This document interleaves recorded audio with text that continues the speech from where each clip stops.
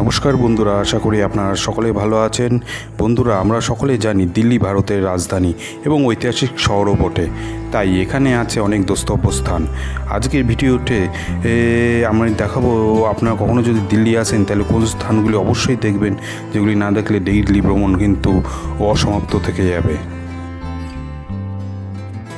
বন্ধুগণ, এখানে যে প্রথম যে স্মৃতিসৌধ যাচ্ছি সেটা হচ্ছে গুরুদ্বারা বাংলা সাহেব।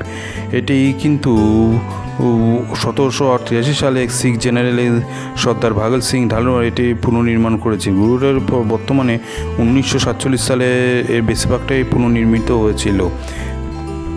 এটি সকাল 9টা থেকে 3টে পর্যন্ত খোলা থাকে। এখানে প্রতিদিন 1 লাখ উপর মানুষকে বিনামূল্যে খাওয়া দাওয়া দেওয়া হয় এবং এখানে থাকারও ব্যবস্থা আছে।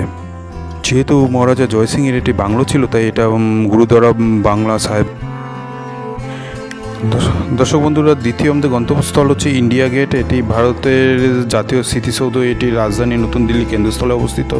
এটি দিল্লির অন্যতম দ্রষ্টব্যস্থান। প্যারিসে আর্ক দে ট্রিফলের আদলে 1931 সালে এই স্মৃতিসৌধটি তৈরি করা হয়েছিল। এর নাম আগে ছিল অল ইন্ডিয়া ওয়ার মুভমেন্ট।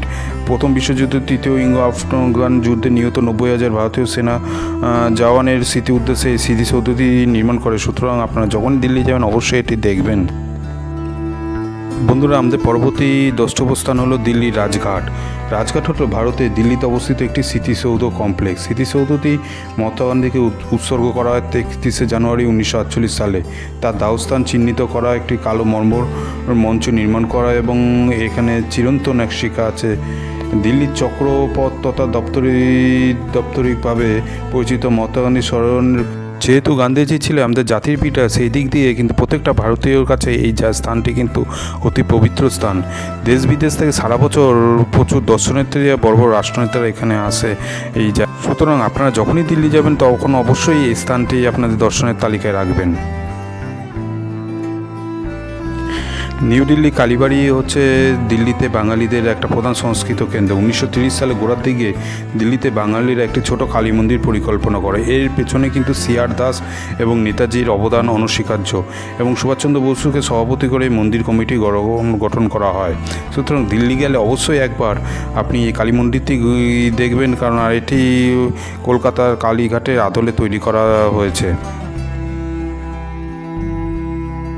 আমাদের পরবর্তী দ্রষ্টব্যস্থান হচ্ছে দিল্লির রেড ফোর্ট বা লালকেল্লা। 17দশ শতাব্দীতে প্রাচীর বেষ্টিত পুরনো দিল্লি শহরে এই লালকেল্লার নির্মাণ করেন। 2007 সালে ইউনেস্কো লালকেল্লাকে বিশ্ব ঐতিহ্যবাহী স্থান হিসেবে নির্বাচিত করা হয়। সুতরাং দর্শনার্থীরা যখনই দিল্লি যাবেন তখন অবশ্যই এই স্থানটি যাবেন।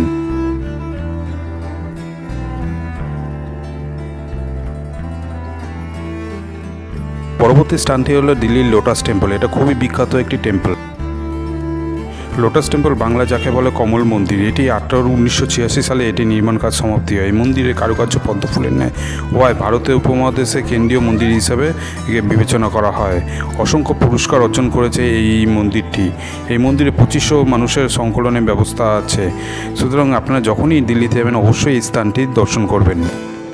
কুতুব মিনারটি হলো দিল্লি সুলতানি যুগের একটি স্মৃতিস্তম্ভ, যেটা সুফি সাধক খাজা কুতুবুদ্দিন বখতিয়ার কাকির নামানুসারে বিজয় টাওয়ারটি কুতুব মিনার হিসেবে তৈরি করেন কুতুবুদ্দিন আইবক, যিনি দিল্লির শাসক ছিলেন।